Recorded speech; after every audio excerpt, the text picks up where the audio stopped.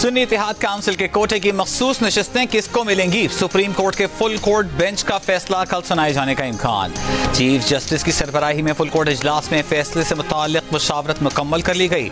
Supreme court ने गुज़िश्ता रोज सुन्नी इत्तेहाद council की मखसूस नशिस्तों से मुताल्लिक केस की समाअत मुकम्मल होने के बाद फैसला महफूज किया था।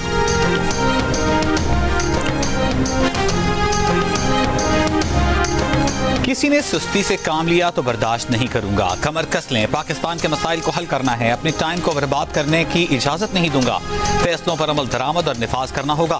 विफाकी काबीना के इजलास में वजीर आजम शहबाज शरीफ की वजारतों को वार्निंग, टारगेट पूरे करने की सख्ती से हिदायत। कहा 10 लाख ट्यूबवेल तेल पर चल रहे हैं, तेल की 3.5 अरब डॉलर की इम्पोर्ट है, 80 अरब जाया हो रहे हैं। कराची में PNAC के 12 जहाज हैं, 5 अरब रुपए की तनख्वाहें हैं, 5 अरब फ्री चार्जेस अदा करते हैं, किसी को परवाह नहीं। क्या हमें और जहाज नहीं लेने चाहिए? कराची पोर्ट पर रियल एस्टेट से कमाने का मशवरा दिया गया। मैंने कहा आपका काम पोर्ट को मौसर बनाना है या रियल एस्टेट का काम करना।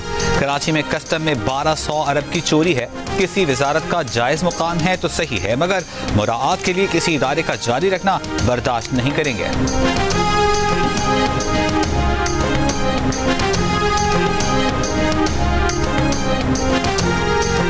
बानी PTI की सुप्रीम कोर्ट से नैब तरामीम का लदम करार देने के खिलाफ अपीलें खारिज करने की इस्तेदा। अदालत में जमा कराए गए जवाब में बानी PTI ने कहा किसी की करप्शन बचाने के लिए कवानीन में तरामीम किसी बनाना रिपब्लिक में भी नहीं होती। नैब इख्तियार का गलत इस्तेमाल करता है तो तरामीम उसे रोकने की हद तक होनी चाहिए। इख्तियारात का गलत इस्तेमाल करने की मिसाल उनके खिलाफ नैब का तोशाखाना केस है। नैब ने उन पर केस बनाने के लिए 1 करोड़ 80 लाख का नेकलेस 3 अरब 18 करोड़ रुपए का बताया। दौरान समाअत जस्टिस अतहर मिनल्लाह ने उनसे कहा कि तरामीम का फायदा आपको भी होगा। उनका मौक़िफ़ वाज़ेह है कि ये उनकी ज़ात का नहीं बल्कि मुल्क का मामला है। माजी में करप्शन करने वालों ने कवानीन और पार्लियामेंट को अपनी ढाल बनाया। सुप्रीम कोर्ट को हक़ाइक़ के सामने आंखें बंद नहीं करनी चाहिए।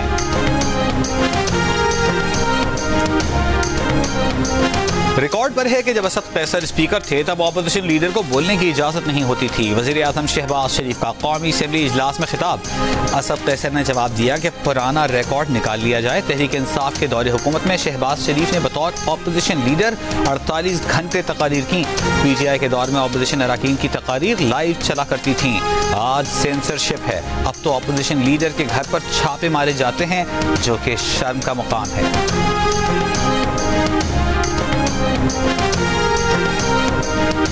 माजी में अपोजिशन अरकान के प्रोडक्शन ऑर्डर्स जारी नहीं होते थे। मुझे इस्लामाबाद से गिरफ्तार किया गया, स्पीकर को इत्तला नहीं दी गई। वज़ीर दिफा ख्वाजा आसिफ की कौमी असेंबली इजलास में अपोजिशन पर चढ़ाई। बोले अपोजिशन की तकारीर के दौरान बानी PTI ऐवान में नहीं आते थे। ख्वाजा आसिफ की तकरीर के दौरान अपोजिशन अरकान का एहतजाज।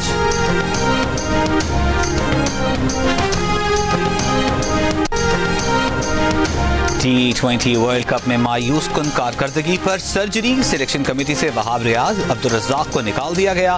वहाब रियाज को सीनियर मैनेजर के ओहदे से भी हटा दिया गया। मैनेजर मंसूर राना भी बरतरफ। ज़राए का दावा है कि वहाब रियाज और अब्दुल रज़ाक ने कुछ खिलाड़ियों की गैर ज़रूरी तरफदारी की।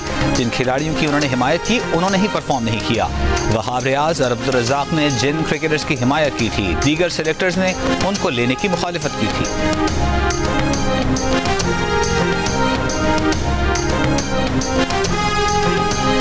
वहाब रियाज की खुद पर आयद इल्जामात की तरदीद। कहा ऐसा कैसे हो सकता है कि वो अकेले जिम्मेदार हों? उनका एक वोट 6 वोटों पर कैसे हावी हो सकता है? हर चीज रिकॉर्ड पर मौजूद है। वहाब रियाज की ओहदे से बरतरफी के मामले पर जराए का दावा है कि एक आला ओहदेदार ने वहाब रियाज को अज खुद मुस्ताफी होने का मशवरा दिया था। वहाब रियाज को पैगाम दिया गया कि सिलेक्शन की जिम्मेदारी कबूल करके मुस्ताफी हो जाओ। वहाब रियाज ने मुस्ताफी होने से इनकार किया तो उन्हें ओहदे से हटा दिया गया।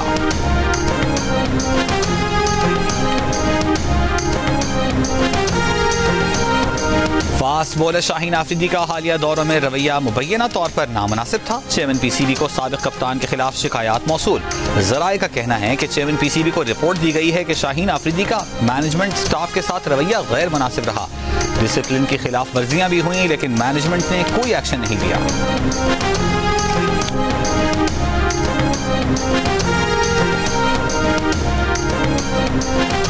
इद्दत में निकाह केस में बानी PTI और बुशरा बीबी की अपीलों पर समाअत। बुशरा बीबी के वकील बैरिस्टर सलमान सफदर ने दलाइल मुकम्मल कर लिए। केस की मजीद समाअत कल सुबह 9:30 बजे तक मुलतवी।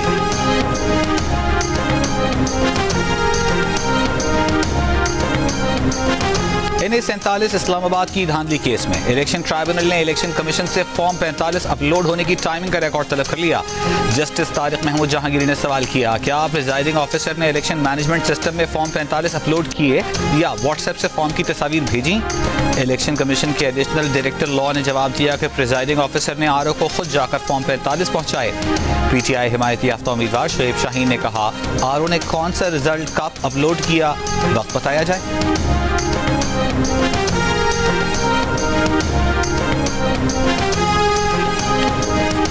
फ्लावर मिल्स मालिकान ने FBI टैक्स के खिलाफ हड़ताल कर दी। एहतजाजन आज से गंदम की वॉशिंग का सिलसिला बंद करने का ऐलान। कहते हैं कल से आटे की सप्लाई बंद कर दी जाएगी।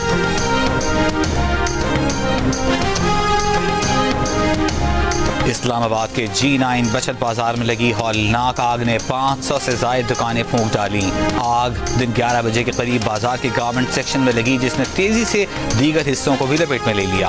आग बुझाने के लिए इस्लामाबाद इंतजामिया के साथ नेवी और एयरफोर्स से भी फायर टेंडर्स तलब की गई।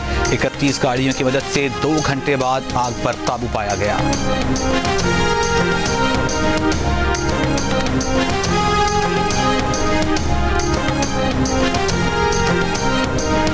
और ब्रॉड पीक पर फंसी पाकिस्तानी और डच कोह पैमा के लिए पाक फौज का रेस्क्यू मिशन। दोनों कोह पैमा बजरिया आर्मी हेलीकॉप्टर्स करदो मुंतकिल कर दिए गए। दोनों कोह पैमाओं ने मुहिम के दौरान तबीयत खराब होने पर मेडिकल एड की दरख्वास्त की थी। कोह पैमाओं का रेस्क्यू मिशन पर पाक फौज का शुक्रिया।